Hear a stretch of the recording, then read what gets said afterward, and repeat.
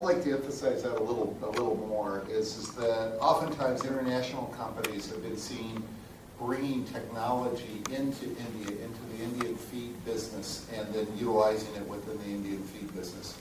We've been very fortunate here to have a very active research and development team.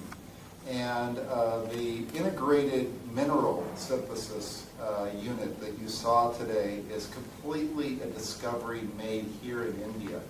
And in fact, this will be a case where we at least foresee that this is technology invented in India for India, but we're going to take that technology worldwide and to be able to utilize that on a worldwide basis. And so we now see India as being one of the locations from our research and development standpoint that's actually generating new technology that's going to be affecting the world feed industry. Rather than bringing technology here, we see India exporting technology that and really demonstrates the viability of research and development here in the country.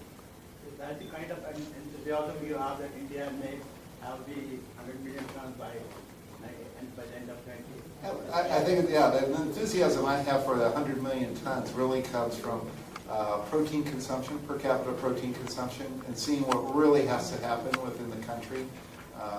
We know that we still have a situation in India where we have people that are not receiving the amount of protein, even on a basic nutritional level that they have. The numbers of stunted children within the country are still way too high. And much of this, at least in my opinion, can be solved through further protein nutrition, especially starting in the layer industry and in the dairy industry. So what does share Kemin have in world market today? I'm sorry? What's the share of Kemin market in World market Kemin market share? Market share. Go ahead. So again, it depends on which segment we are talking about. If you look at market share, it depends on segment. We take the animal nutrition and health. If I look at our top 5 categories that we focus on, the share can range from anywhere between 8 to 10% to a high of 25 to 26%. Again, it depends on geography to geography. If I look at our pet food business where antioxidants and palatants, natural antioxidants, we are market leaders, upward of 90% market share. If I look at combination of antioxidants for pet food, it's in the high 70-72%. Again, if you look at the food technology, we have natural antioxidants as well as synthetic antioxidants for the flatbread industry, as well as for let's say preservatives for the flatbread industry. Again, the natural antioxidants are very large market share. And each of these categories that you look at, product categories or platform categories, you look at, we are backward integrated quite significantly, particularly in the plant area. So if you look at the last 5 to 6 years, the way our programs have moved, I would say about 6 to 7 years ago, 15% of our revenues were generated from plant-based products. Today, close to 40% is being generated from plant-based products. So our focus has been sustainable growth. How do we bring programs to the market which are sustainable and also add value to our customers? So our plant-based programs are backward integrated completely. If you look at India, we have very high market share in all the 5 to 7 categories that we focus on. Very high, 25 to 50% market share. So again, depends on the market. I can't use one number globally because the market segmentation is very different.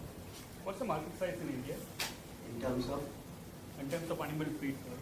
So animal feed, I think when we look at India, we look at South Asia totally, which includes Bangladesh, Nepal, Sri Lanka and India. It's about 35 to 36 million tons, which includes dairy feed, aqua feed and everything. So you are going to export from this facility also? Yes, to South Asian countries, yes. Currently, even now we are doing exports. So the exports are 2. One is to the nearby geography, one is to, for example, beyond South Asia. If you look at food technology business, we used to manufacture in Singapore and supply Asia Pacific market. Now we have moved that manufacturing to the facility in Gundipudi. So the Gundipudi facility will supply food ingredients for the food technology business across Asia Pacific and China as well. The integrated mineral manufacturing initially will supply other business units that need it, once we build up critical volumes in another geography, we might set up in manufacturing. Who are your main competitors, sir? Again, depending on... Animal. In animal, again, depending on the category you talk, the competitor is different. If I look at intestinal health, where we are focused on finding alternatives to antibiotics, you would have the Pfizers of the world, or Zoetis of the world, the Lancos of the world as competitors. If you look at nutritional ingredients, Alltech, Biomin, Novus would be competitors. Just to give you an example. What is your market position globally in animal nutrition business?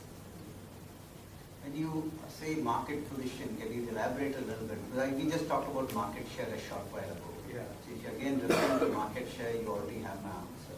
Yeah. But if you can elaborate, if it's a different question, I need to understand before I... Okay, like, you have, healthcare products and then nutritional products, under nutritional products, what is the position of Kemin, if you see it, globally? So in the animal nutrition segment, our primary focus is safety, health, and nutrition. These are the platforms under which we operate. Now, when you look at safety, our intestinal health products can come under safety. Feed safety could be one where salmonella control can be a major focus area.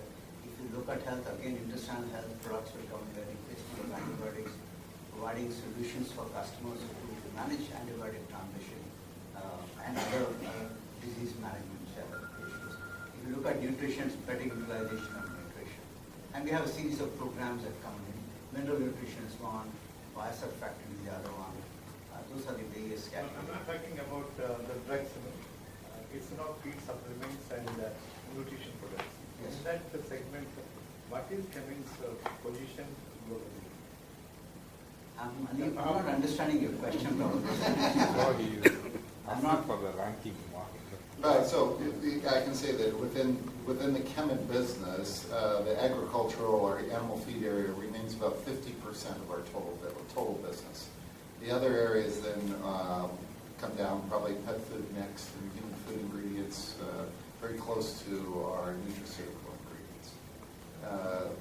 Textile auxiliaries probably is our smallest business today. Is that what you're asking? What is the marketing setup basically? How you customers know how to build? It is through C&F or directly from your... In South Asia, it's like, I would say, 55% direct to customers and 45% through C&F and distribution.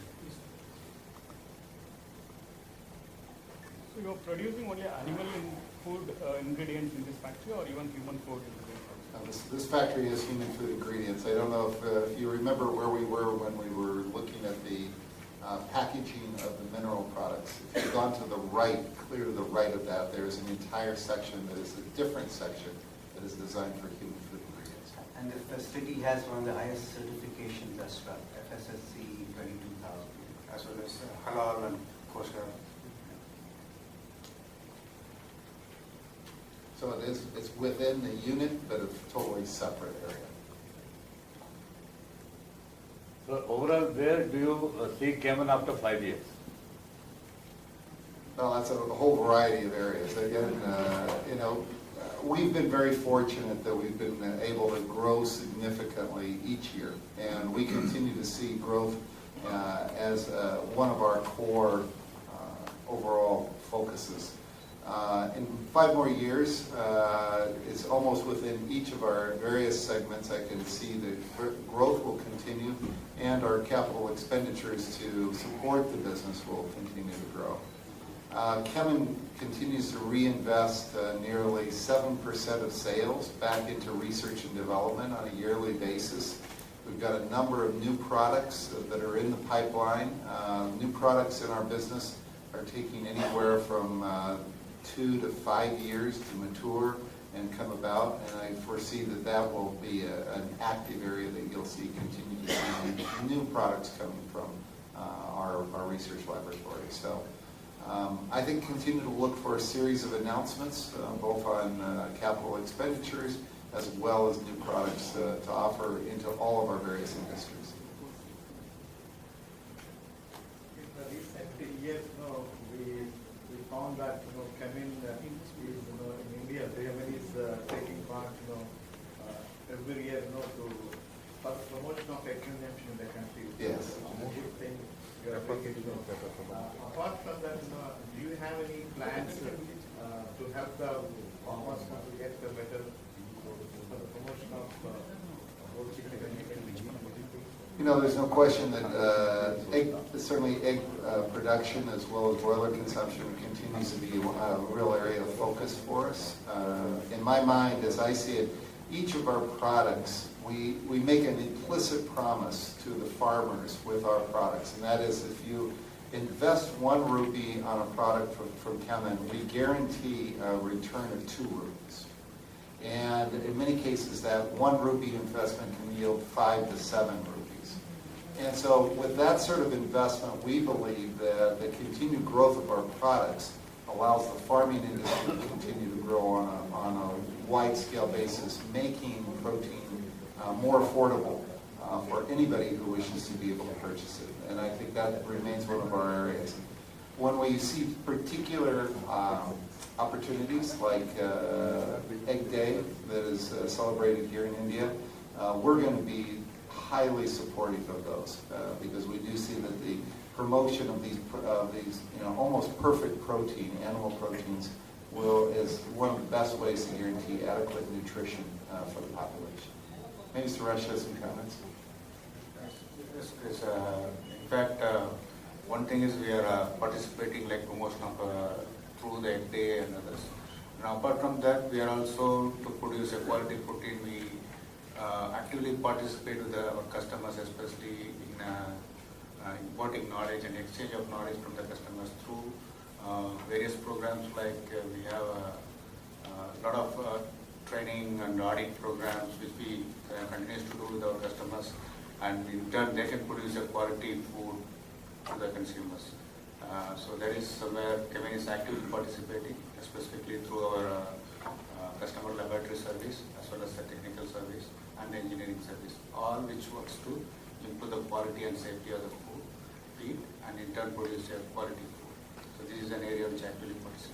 KP might have some comments, especially on the aquaculture area, because I see this as a real growing area within the country. Yeah, I think you have an exclusive president for aquaculture. You can also throw some light on aquaculture. I was actually going to wait for some silence and then tell you about aqua. But thank you, Chris. Yes. It's quite interesting, actually. Kemin has been in aqua now, particularly in India, for almost 10 years. But has always been part of our animal nutrition and health business.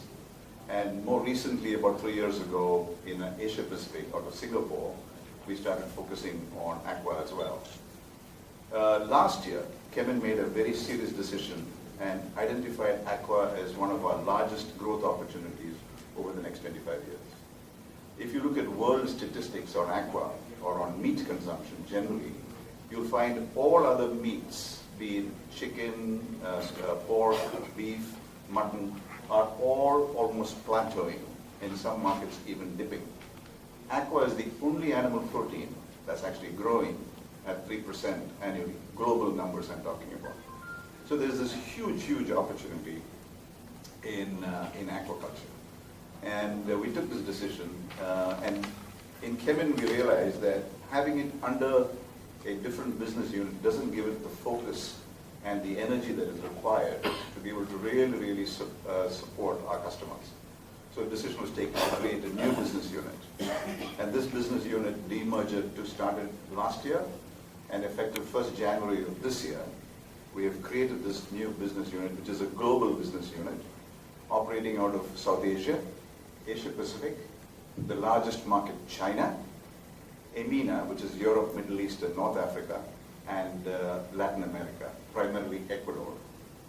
So a little while ago, there was a question about exports from this plant in Gumadipundi. Interestingly, one of the things we're looking at is exporting aqua products out of India, particularly into South America and Europe, and for Asia Pacific, because we've got some really good research that has developed new products.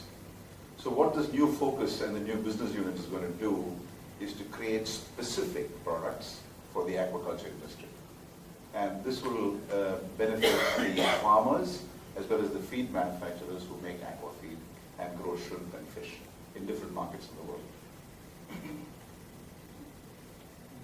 Chris, today when we visited your operations only, and we were very happy to see the facilities you have established, and particularly two R&D farms you have poultry, and this is a very nice thing, which I have not seen with many of the other, your competitive companies. And if you can maintain it properly and perfectly, I think that can really help the poultry farmers and to have a better production.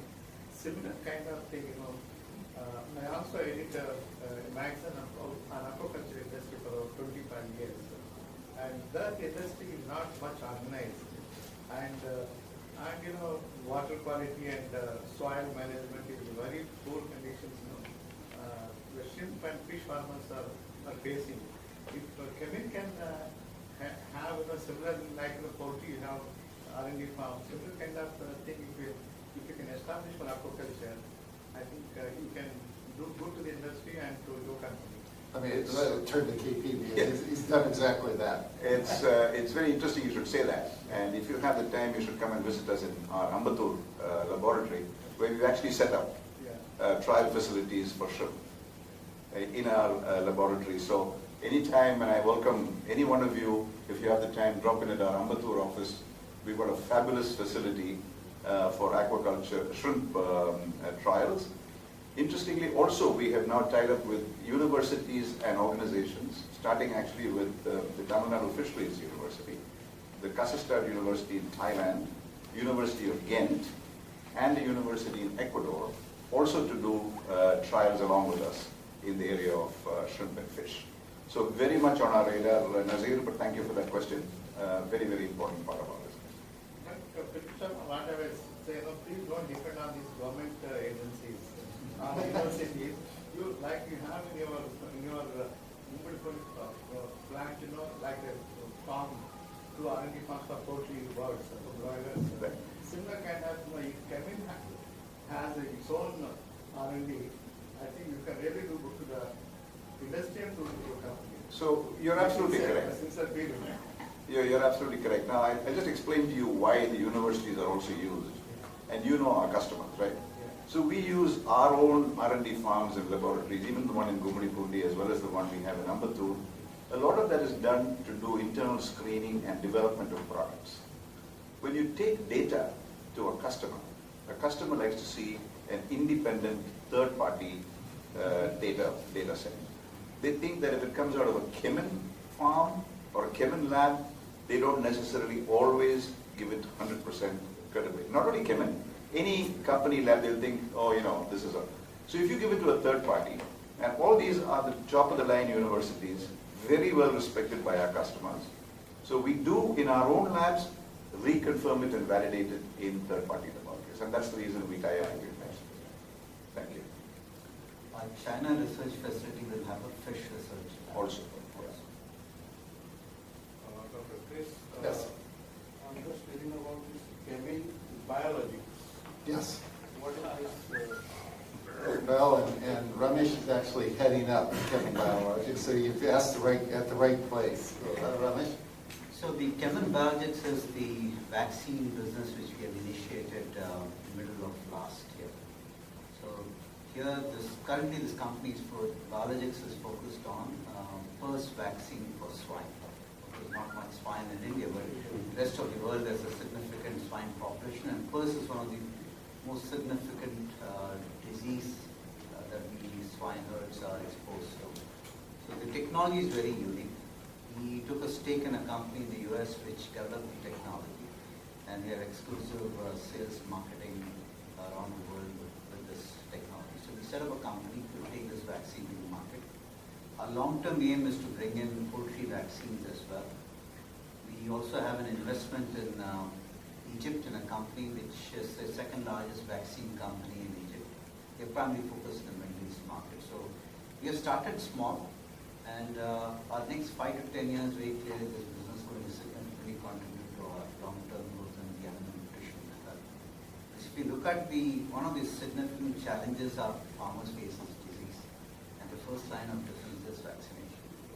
So this is our commitment to this industry from a long-term perspective. I think that's an important overall strategic aim is that we've said that the immune system of the animal, what can we do to optimize the immune system? And so, of course, there's two types of immunity: innate immunity, which is that which we have all the time, and then acquired immunity, which comes from a vaccine. So our product Alita, which is we made reference to that we will be expanding that product, which is a stimulant for innate immunity. We're going to be expanding that in India, and then now to be within the acquired immunity area, that's the vaccine and Kemin Biologics. So really working at both sides of the immune response within the animal. Are you working for vaccines for shrimp and fish also? Do you have? Yes. At this time, we are, again, the way we are approaching this is we couldn't do everything ourselves.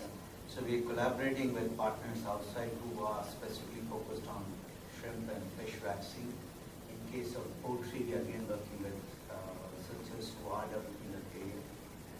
We would primarily commercialize and own the technology and commercialize. Can you please tell us more about the acquisitions or the collaborations that you are having or you are planning to have in the future?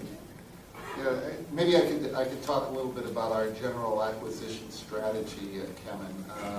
We say that of our growth, our objective is that 80% of our growth comes organically. In other words, from our own research and development areas. 20% of our growth should come from acquisitions. And so we look really, I would say on a worldwide basis, we look for possibilities of where we can acquire a company where perhaps the technology has been proven, maybe in a very limited geography, and then we can take that on a worldwide basis. A very good example is this acquisition which we made basically about 2 years ago of a company called Algal Scientifics out of Michigan in the United States. They were manufacturing a particular beta-1,3 glucan that was from algae that was very good at stimulation of the immune system. They had sold just a little within the United States and had not been able to sell anymore. We've acquired the company and now have started and introduced the product on a worldwide basis. And as I said, we are now in the process of expanding the fermentation of this algae to here in India, and that will be the next phase. But it's a good indication of the types of acquisitions we like to make. Yeah. For us. Let me give you the example, and hopefully you saw the demonstration of blue jeans, and what it is. One of the principal chemicals that is utilized in blue jeans is enzymes, and specifically cellulase. We've had actually work with cellulase for over 25 years, utilizing cellulase in animal feeds to increase the digestibility. If you utilize cellulase and you don't let the digestion go fully, you will end up in the effects that you saw in the blue jeans. If you let it go fully, then you come up with the holes that you see in blue jeans. But it is the same chemistry, basically, that we utilize in animal feeds. So this is very similar to what Kemin does, is we like to become experts in particular molecules and then get interested in all of the businesses that are using those molecules. So it was actually a very natural leap for us to go into the textile auxiliary business because that business is utilizing one of our core technologies. The other core technology that business utilizes is surfactants. We've been very, very large in surfactant chemistry, whether that has been in the animal feed business, both biological surfactants and surfactants used in feed milling. It turns out that some of those same surfactants are utilized in textile auxiliaries as well to be able to have various effects on textiles. So again, taking chemistry at a molecular level and then synergizing it across various businesses is certainly one of Kemin's long-term strategic aims. What is the size of the investment you have, in the, now, whatever you have launched today, the new project, the expansion project? We do not receive any kind of press note to. I know Suresh spent way too much money. I don't know if he can tell you exactly how much. Yeah. It's almost close to 50 crores what we invested in the current, the new facility what.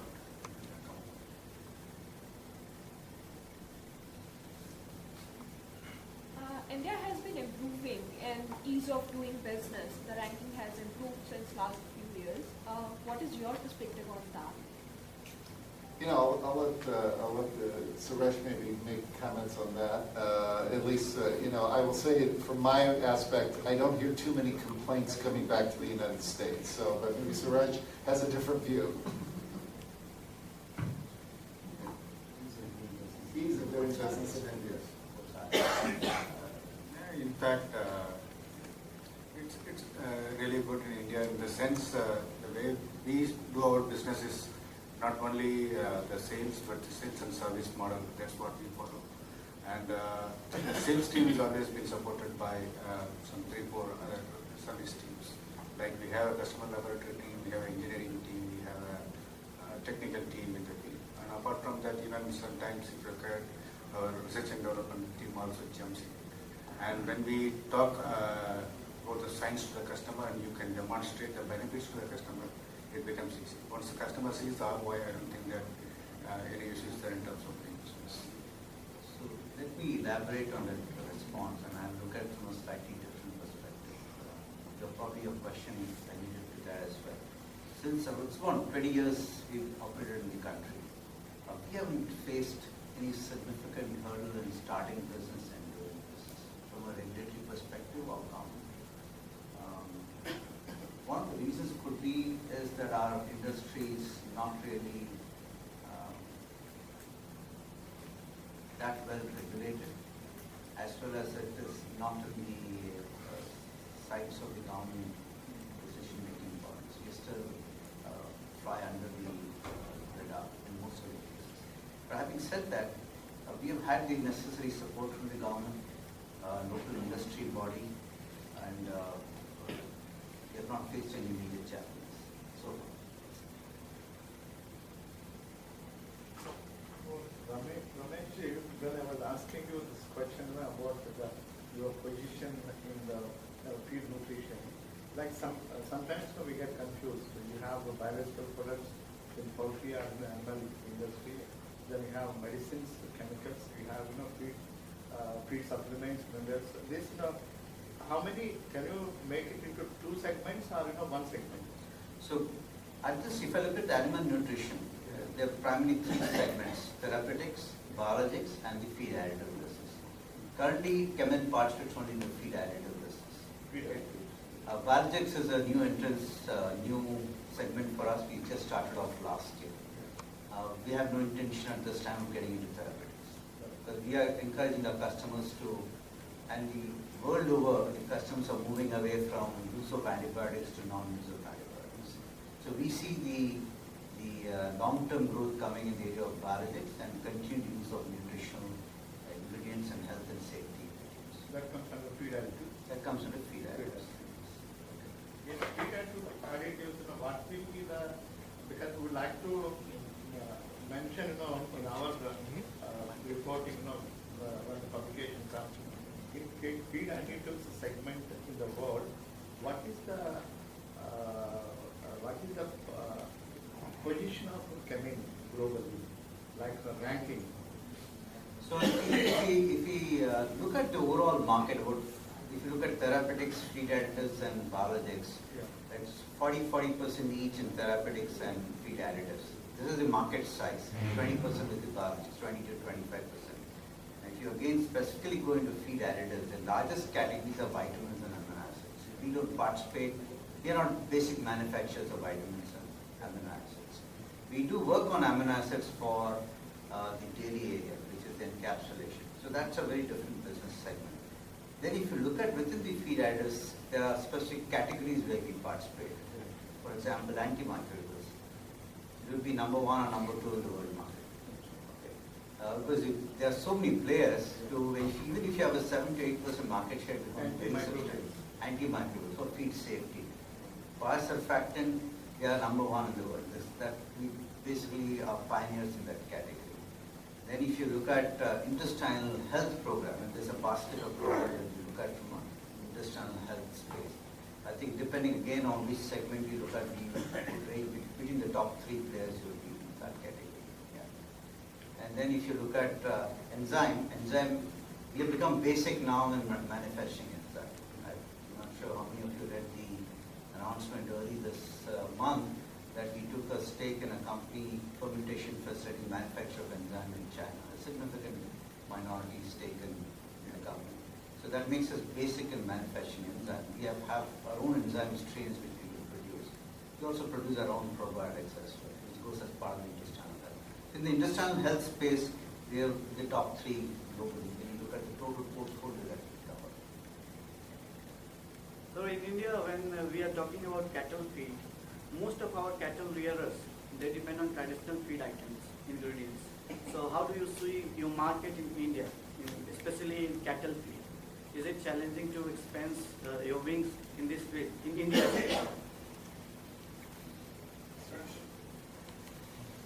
Cattle feed, whatever we are producing is not to the extent what the amount of feed what we are supposed to produce. It's been really challenging. It's not going the way we thought. Actually, the feed production is especially the cattle feed. Many of the customers, they use some of the raw materials like oil cakes, and mostly they use on their own, especially with the backyard cattle, people having maybe 2 to 5 cows, and they're basically utilizing on their own whatever the raw material what they have on their own. So the industry is growing, I would say, around 7 to 8%, which is much higher compared to the world average if we take. But for the amount of population what we have, at least we should have now producing close to 70 million metric ton of cattle feed. But today we are around 10 million metric ton of feed is what we are producing as a compound feed cost. So the growth is good in terms of if you take world average, we are growing at 7 to 8%, but we are long way to go. Apart from probiotics, I will also intend to work on prebiotics. That is one of the plans, but not right at this moment. Right now, I think that when we've looked at the prebiotics that really have high efficacy, they need to be included in feed at 0.5 to 1% of the total feed. And every time we do the economics, remember we said that you're going to be able to earn 2 rupees for every rupee you give us. We can't find a return on investment for the prebiotics right now. Not economical. Not economical. Not economical. Now, going back to your prior question earlier, so the other category which is very significant, you would have seen it while walking through the factory, is our product application division. We operate in several liquid programs to our customers. In that category, which we would like to refer to as a Feed Smart program, which is feed safety, feed efficiency, and forage treatment, and dairy forage becomes a very critical one. In that category, we are number 1 around the world for many years. It gave us a very good feeling when we visited your plant. Very clear it is. Everywhere it was taken care of. And one last point, question I have for the integration. Sure. I think you have something, special connection with India. India, because you have, your group president, Mr. J.S. Ramesh, as the group president, you have Samraj Jayachandran, you have Philip, and then Suresh Kumar. Yeah. And Kenan, all these people, in your headquarters, 2, 3 people are, from India. Right. How do you feel about it? Extremely positive, obviously. My daughter is living here, and she lives in Bangalore. So, I think I look at it as sort of as a world opportunity, and regardless of what nationality and so on, it's a world opportunity in nutrition. And India remains very high on the list of places where I see that Kemin can make a real difference. And so there's no question that it has a very special place in my heart. And then we've been extremely fortunate to have some very highly qualified Indian managers, and we recognize great people. And so yes, they're at the table. Thank you all for your valuable time. I just want to, there is some quick bite they want to take. Before that, I just want to summarize. Thank you, Chris, Ramesh, KP sir, and Suresh. And there are two things I want to talk. One is that general procedure. What is the significance of this actually? Suppose if you ask, so poultry and industry press, they know about what Kemin is doing and what we are doing, known for it. So general press, actually, there are one point repeatedly Dr. Chris is communicating. Every 1 rupee investment, we are getting dilution in the book, actually. So we are saying touching more than half the population, and we are touching improving the quality of life. So our objective is, whatever the job we are doing, it has to be connected to the industry, how to improve the quality of life with the people whoever we are working. That is the major objective Kemin is driving. Entire business is for the making the profitability, but profit is not alone to drive you there into the business. How we can add value to the life of each and every people. So we are connecting our vision to improve the quality of life for all the people. That is going to be the primary things driving Kemin. So with this, I will just thank you for all the participation and come here for our meeting. And I request, I think, few bites you want to take. So final kind of things we can have. Thank you. From the outside of Chennai. This facility is our third large investment within India to be able to continue to manufacture ingredients that go into animal feeds, human foods, as well as pet foods and nutraceuticals. Kemin remains highly committed to India and its nutrition, and we feel, to be able to do this through our customers who have shown us the great loyalty through the past 20 years. We look forward to many more years here in India and many more expansions.